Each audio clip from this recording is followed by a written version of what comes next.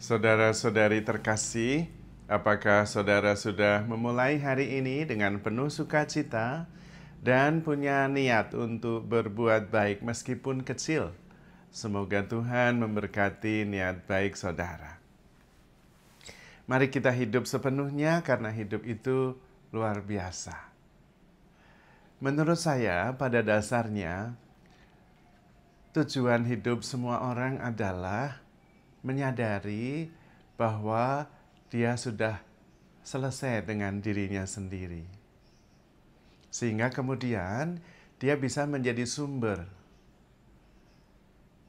kebahagiaan, sumber sukacita, sumber penghiburan, sumber damai sejahtera. Itu berarti bahwa dia sudah tidak lagi mencari sesuatu untuk dirinya sendiri.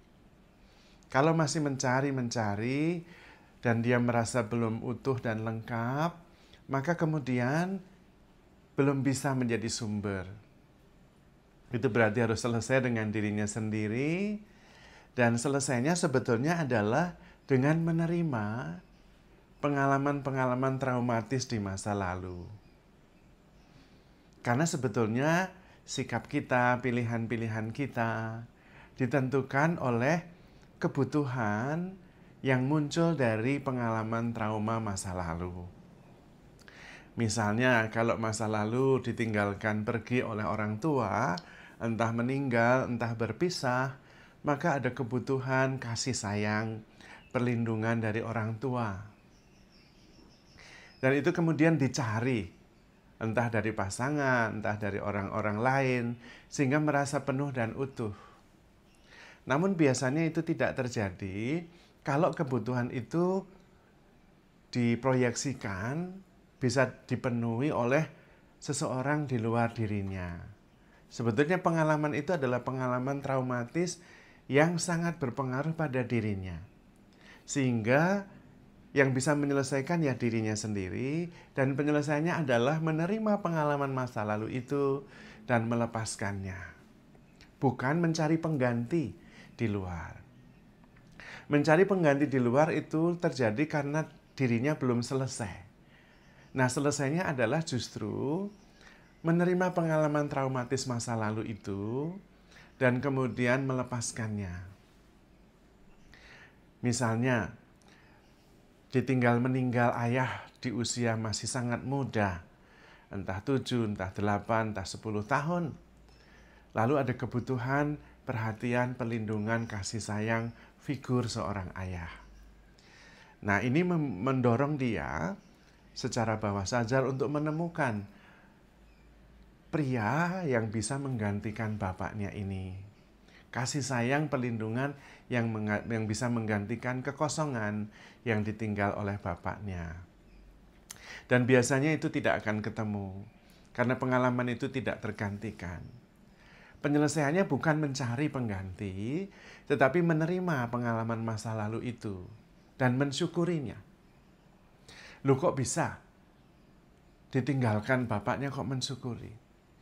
Bisa, karena justru itu jalannya.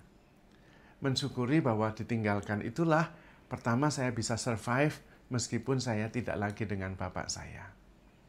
Yang kedua, saya jadi lebih mandiri atau menjadi seperti sekarang ini karena bapak saya meninggalkan saya. Saya bersyukur. Nyatanya saya baik-baik saja. Nah, dengan mensyukuri itu, mengubah yang tadinya kekurangan, kehilangan, menjadi positif. Menjadi rasa syukur. Nah, rasa syukur itu kemudian membantu kita melepaskan. Karena toh juga itu sudah terjadi. Tidak bisa diapa-apakan. Nah, ketika kita mensyukurinya, kita sebetulnya mengambil jarak dan kemudian melepaskan. Mengatakan bahwa it's okay. Saya bersyukur atas pengalaman itu. Nah, rasa syukur itu mengubah kekurangan menjadi cukup. Dan dengan demikian, trauma masa lalu selesai. Tidak dibawa terus. Nah, dengan demikian kemudian kita menjadi utuh, penuh, selesai dengan diri sendiri. Pada waktu itu kemudian saya bukan lagi mencari, tetapi bisa memberi. menjadi sumber. Nah, trauma itu banyak. Trauma-trauma itulah yang membentuk kita menjadi seperti sekarang ini.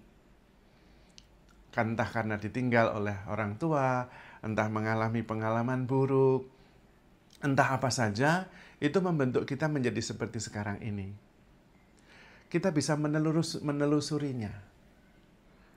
Dan ketika kita menelusurinya, kita akan ketemu, karena biasanya pengalaman itu masih membawa daya emosi yang sangat besar, yang masih terbawa sampai sekarang.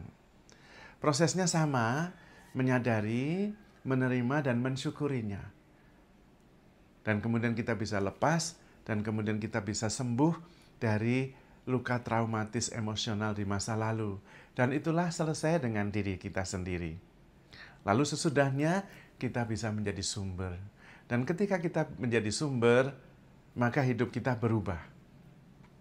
Bukan lagi orang yang berkekurangan, tetapi orang yang berkelimpahan. Dan kalau sudah berkelimpahan, kita kemudian bisa menjadi sumber dengan membagikannya. Ketika terjadi perselisihan, saya bisa membawa kerukunan. Ketika terjadi kebencian, saya bisa membawa pengampunan. Ketika terjadi kesedihan, saya bisa membawa sukacita. Maka sebetulnya proses yang terbaik yang bisa kita lakukan adalah melepaskan belenggu pengalaman traumatis masa lalu.